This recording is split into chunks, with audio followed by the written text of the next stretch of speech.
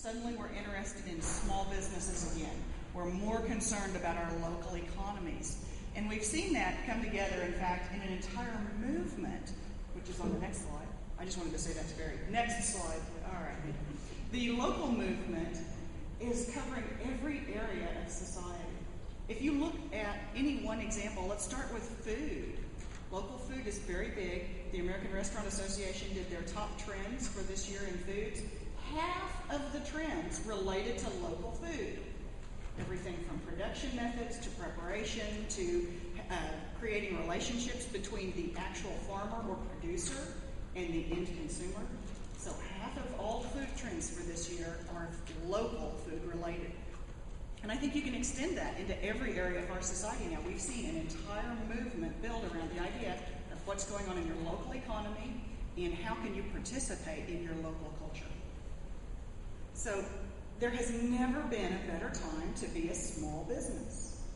Right now, people trust you more because you're a small business. And yet, what do we get told? We get told to act like a big business. We get told we should pretend to be a big business. There was just another article this week. You're shaking your head, bless you, sir. I could get an amen out of this crowd. You guys will wake up, I promise. So just this week there was another article, and I believe it was Wall Street Journal, that was how to make your company seem even bigger than it really is. New York Times. Thank you. Someone else read it. And I thought, when I read the headline, I'm like, no, don't do it that way. Don't do it that way. What you want to do is say, yes, we're a small company, and that means you have an advantage when you deal with us. You are an individual with us. You matter to us. We are quick. We are nimble. We can do things. So this is the time to flaunt your small size. And it's also an opportunity for you to build community. Okay, I realize that South by Southwest community is the second most overused word in the entire event.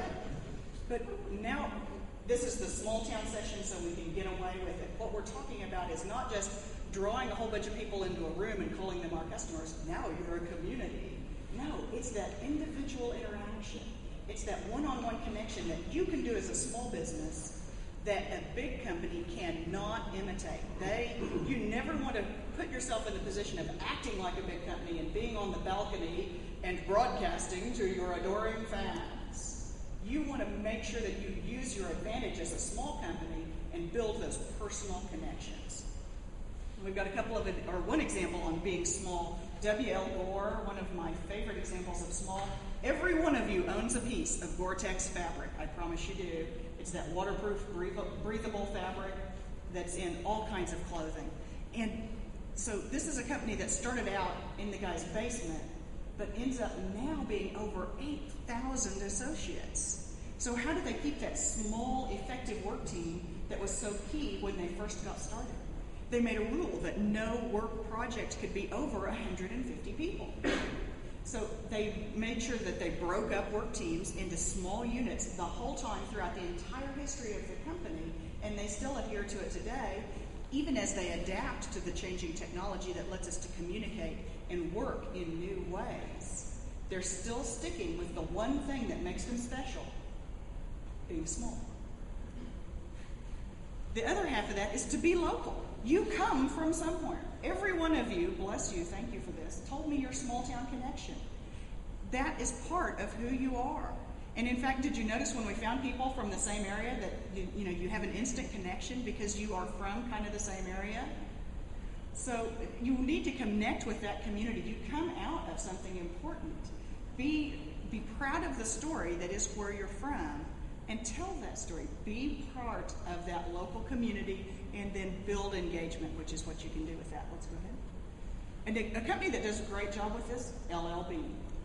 If I say the words LL Bean, you're all nodding because you're picturing New England in the fall. You're dressed for the out of doors. You're climbing into a canoe, right? That's LL Bean, and they have connected to that culture.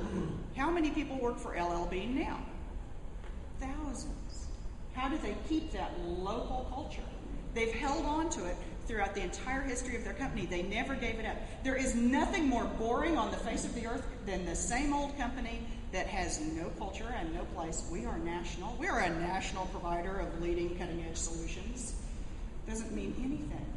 Stick with that culture that you come from because it's part of what makes you unique, and it's something that right now all of society really appreciates. It's an advantage for you right now. Let's Do Business Tulsa is another great example. That's a community realizing that they could better build their economic system.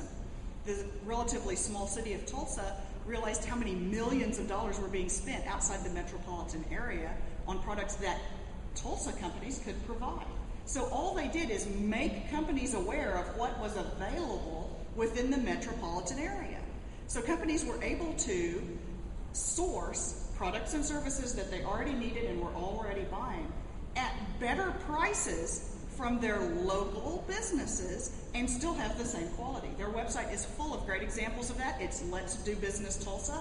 Go by and read some of those success stories and look for ways to apply that in your own online community. Surely you've all done this, that you've turned to someone and said, oh, I didn't know you could do that.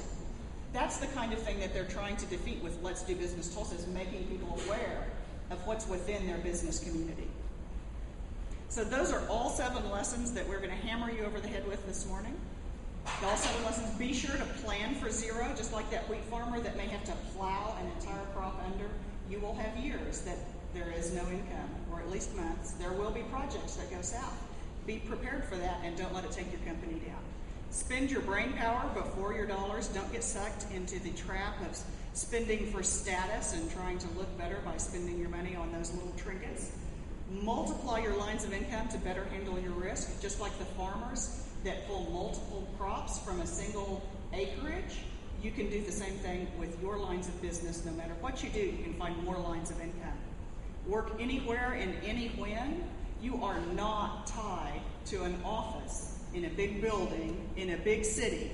All of you know that, but that, it's really not a secret. Feel free to tell a few of your friends, because this is the moment in time when you can live wherever you want and you can work wherever you want. Don't let that pass you by. Treat your customers absolutely like community. This is the moment when we realize all our customers can talk to every one of our customers. All that intercommunication between customers means it's just like a small town.